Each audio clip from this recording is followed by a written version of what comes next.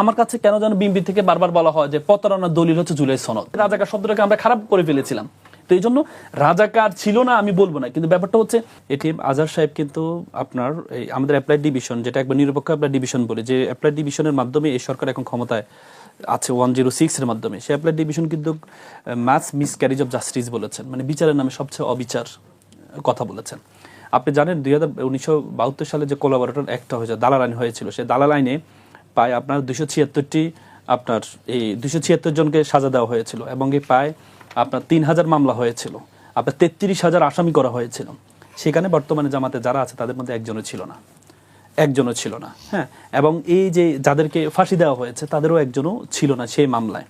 আপনি দেলোয়ার হোসেন সাইদি সাহেবেরকে বিশাব আলী হত্যা মামলার একটা মামলা করা হয়েছে, সেখানে বিশাব আলী স্ত্রী একটা মামলা করেছিল 1973 সালে, সেই মামলায় কিন্তু দেলোয়ার হোসেন সাইদি সাহেবের নাম ছিল না, অথচ ওনাকে মেইন কালফিট মেইন দেলু রাজাকারের সাথে ওনাকে নামকে অন্তর্ভুক্ত করে দেলোয়ার হোসেন সাইদির নাম করে ওনাকে মৃত্যুদণ্ড দেওয়া হয়। এই প্রথম মৃত্যুদণ্ড দিয়েছে, পরবর্তী যাবজ্জীবন দেওয়া হয়েছে। তো সুতরাং এখানে এখন বর্তমানে যারা আছে, এখন কথা হচ্ছে আমাদের বর্তমানে জামাতের যারা আছে বা সবাই, আপনি জামাতের আমিরের কথা চিন্তা করেন, ওনার বয়স, ওনার পরিবার এই ছিল হচ্ছে ওনার মুক্তিযোদ্ধার পরিবার, ওনার পরিবারের অংশ। হ্যাঁ, উনি পরিবারের সেই মুক্তিযোদ্ধা পরিবারের সদস্য। আপনি যাদেরকে পাবেন, আপনি জামাতের অনেক এমপি আছে যারা, যেমন আপনি সাতক্ষীরা যা আতাউর সাহেব, উনি কিন্তু মুক্তিযোদ্ধা, এবং সেটা কিন্তু আমাদের এই যিনি স্পিকার তিনি নিজে বলেছেন, মেনশন করেছেন। তো সুতরাং সব দলেই এখন আমাদের বর্তমান যারা, যেমন আপনি এখন সরকারি দলে কারা আছে, বিএনপি আছে। বিএনপি তো 1971 সালে প্রতিষ্ঠিত হয়নি, তখন তো দল হিসেবে ছিল না। 1978 সালে বিএনপি জন্ম হয়েছে। তার মানে বিএনপি যদি 71 সালে জন্মগ্রহণ করতো বা 71 আগে জন্মগ্রহণ করতো, তাহলে বিএনপির ভূমিকা, দলগত ভূমিকা কি থাকবে কি থাকবে না, সেটা তো তখন আসলে আমরা এখন বলার সুযোগ নেই। আপনি জানেন 1978 সালে যে প্রথম জিয়াউর রহমান সাহেব যখন শহীদ জিয়াউর রহমান সাহেব যখন প্রথম নির্বাচন আয়োজন করেছিল, সেই নির্বাচনে দুইটা পক্ষ ছিল। এক পক্ষ ছিল হচ্ছে জিয়াউর রহমান সাহেব, আর একটা পক্ষ ছিল জেনারেল ওসমানী, স্বাধীনতা যে অধিনায়ক। তিনি কিন্তু ওই সময় ক্যাম্পেইন করেছেন কিভাবে, উনি ক্যাম্পেইন করেছেন যে স্বাধীনতার পক্ষ শক্তি এবং স্বাধীনতার বিপক্ষ শক্তির নির্বাচন। মানে উনি জেনারেল ওসমানী সাহেব নিজেকে স্বাধীনতার পক্ষ শক্তি বলেছেন এবং জিয়াউর রহমান সাহেবকে স্বাধীনতার বিপক্ষ শক্তি বলেছেন। কেন বিপক্ষ শক্তি উনি বলেছিলেন?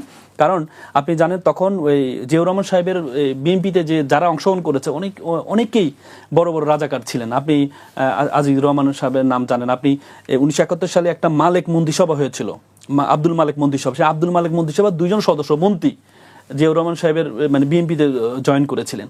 এজন্য ওই দিন জেনারেল ওসমানী সাহেব, আমরা জানি জিয়াউর রহমান সাহেব স্বাধীনতা ঘোষণা দিয়েছেন, তার মানে ওনাকেও অ্যাড্রেস করা হয়েছে যে স্বাধীনতার বিপক্ষ শক্তি হিসাবে। তার মানে এই স্বাধীনতার পক্ষ বিপক্ষ এই আজকে 54 বছর পরে ইতিহাস কখনো আপনি ফেলে দিতে পারবেন না। ইতিহাস থেকে আমাদের শিক্ষা নিতে হবে। জীবনের সব আয়োজন এখানে একসাথে। কিন্তু আমাদের এই বর্তমান প্রধানমন্ত্রী আমাদের অবশ্যই ভূমিকা ছিল, এটা তো চিরন্তন সত্য। কিন্তু আমার কথা হচ্ছে আমাদের প্রধানমন্ত্রীর যে আমাদের তারেক রহমান সাহেব 2011 সালে একটা বক্তব্য দিয়েছিলেন। উনি বলেছিলেন যে আমাদের পূর্বপুরুষরা অতীতকে টেনে টেনে টেনে টেনে আমাদের ভবিষ্যৎকে চুরি করে ফেলেছে। তো সুতরাং আমরা আর অতীতের দিকে ফিরে দিতে চাই না। তার মানে আমাদের এই যে বিভক্তির, এখন তো বিভক্তির সময় না, এখন দেশটাকে সুন্দর করতে হবে। এখন শুধুমাত্র অতীতকে নিয়ে এসে আপনি আমাদের অতীতকে কখন নিয়ে আসে, ধরেন অতীতের কেউ ভুল করেছে, বর্তমানে সে যদি বড় ধরনের কোনো ভয়ঙ্কর ভুল করে, তাহলে আমি আপনাকে আসি, যদি আপনি অতীতে যারা ভুল করেছে তারা যদি এখন ভয়ঙ্কর কোনো ভুল ধরে, তখন আপনি বলতে পারবেন তোমরা অতীতেও ভুল করেছো, এখনো ভুল করছো।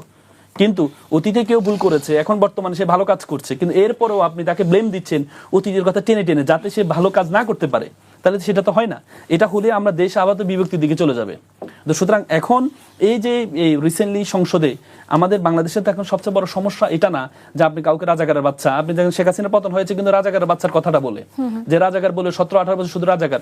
আপনি কাউকে শব্দের রাজনীতিটা এমন ভয়ঙ্কর অবস্থা ধারণ করেছে, আপনি কাউকে হত্যাযোগ্য করতে চান বা আপনি কাউকে বিচার করতে চান বা আপনি কাউকে পছন্দ করেন, আপনি তাকে ট্যাগ দিয়ে দিন রাজাকার অথবা রাজাকারের বাচ্চা। এই রাজাকারের শব্দটা বলার কারণেই কিন্তু পরবর্তীতে ছাত্ররা ওন করে নিয়েছিল। ছাত্ররা বলতেছে এই গালিটাকে তারা ওন করে নিয়ে বলে যে তুমি কি আমি কি রাজাকার। কেন বলেছে? কারণ এই রাজাকার শব্দটাকে আমরা খারাপ করে ফেলেছিলাম।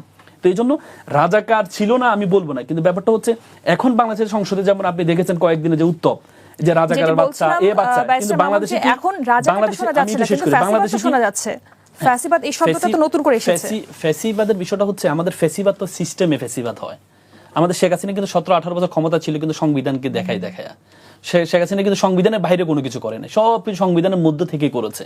তার মানে ফ্যাসিজম হচ্ছে আমাদের এই যে আমাদের ছাত্ররা যখন আন্দোলন করেছেন, আন্দোলনের সময় কিন্তু তারা বারবার বলেছেন রাষ্ট্র সংস্কার চাই। কেন রাষ্ট্র সংস্কার চাই? কারণ আমাদের রাষ্ট্রের মধ্যে ফ্যাসিবাদ তৈরি করার একটা প্রক্রিয়া থাকে। আপনি দেখেছেন আমাদের বর্তমান স্বরাষ্ট্রমন্ত্রী সবচেয়ে বেশি আপনার জুলাই সনদ দিয়ে কথা বলেছেন। আজকে স্বরাষ্ট্রমন্ত্রী রিসেন্টলি আমার কাছে কেন যেন বিএনপি থেকে বারবার বলা হয় যে প্রতারণার দলিল হচ্ছে জুলাই সনদ। আমি এতদিন ধরে বুঝতাম না যে আসলে প্রতারণার দলিল কিভাবে জুলাই সনদ হয়। এটা কে কার সাথে প্রতারণা করেছে? এনসিপি গিয়ে প্রথমে স্বাক্ষর করে না, এই জন্য এনসিপি প্রতারণা করেছে, নাকি এই বিএনপি সবার আগে স্বাক্ষর করেছে তারা প্রতারণা করেছে, নাকি জামাত প্রথমে একটু ডিলে করেছে স্বাক্ষর করবে কি করবে না এরপর স্বাক্ষর করেছে, কারা প্রতারণা করেছে? কিন্তু আমাদের স্বরাষ্ট্রমন্ত্রী ওই দিন কিন্তু প্রকাশ করে দিলেন যে প্রতারণা কে করেছেন। উনি নিজেই বলেছেন যে আমরা জুলাই সনদে স্বাক্ষর করেছি। কেন?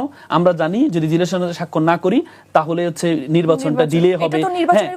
হ্যাঁ, কৌশল ছিল। তো এখন এটা তো একটা প্রতারণা। এটাকে আপনি কৌশল বলেন যেটাই বলেন, এটা তো একটা প্রতারণা করেছেন আপনি। মুখে এক, প্রতারণা মানে কি আমরা বলি, মুখে এক কাজে আরেক, তার নামে তো আমরা মুনাফিক বা মানে প্রতারণার কথা বলি। এখন আপনি জনগণকে আপনি এই যে জুলাই সনদের যে সংস্কারগুলো, এগুলো তো খুব গুরুত্বপূর্ণ সংস্কার ছিল। আমাদের ফ্যাসিজম তৈরি হয় আমাদের রাষ্ট্রের সিস্টেমটার কারণে। আপনি এই দেখেন বাংলাদেশের ইতিহাসে যতবার 2/3 মেজরিটি যারা পেয়েছে তারাই কিন্তু স্বৈরশাসক, মানে এই ফ্যাসিজম তাদের মধ্যে চলে আসে। প্রথম 2/3 মেজরিটি বিএনপি জামাত, আমি এই করছি না যে 2001 সালে বিএনপি জামাত পেয়েছিল 2/3 মেজরিটি। পাওয়ার পরে কি করেছে? এই যে সর্বশেষ বিচারপতি, তত্ত্বাবধায়ক সরকারের যিনি সর্বশেষ বিচারপতি, তিনি হবেন তত্ত্বাবধায়ক সরকারের প্রধান। কে এম হাসান সাহেব ছিলেন হচ্ছে বিএনপির আইন সম্পাদক। ওনাকে তত্ত্বাবধায়ক সরকারের প্রধান বানানোর জন্য আপনি সংবিধান পরিবর্তন করে বিচারপতির বয়স বাড়িয়ে দিলেন 2 বছর। এই যে 2/3 মেজরিটি 142 দিয়ে আপনি সেটা করলেন, এটার কারণে কিন্তু পরবর্তীতে আমরা 1/11 যেই ফলাফলটা এটা দেখেছি, এটার কারণে। এর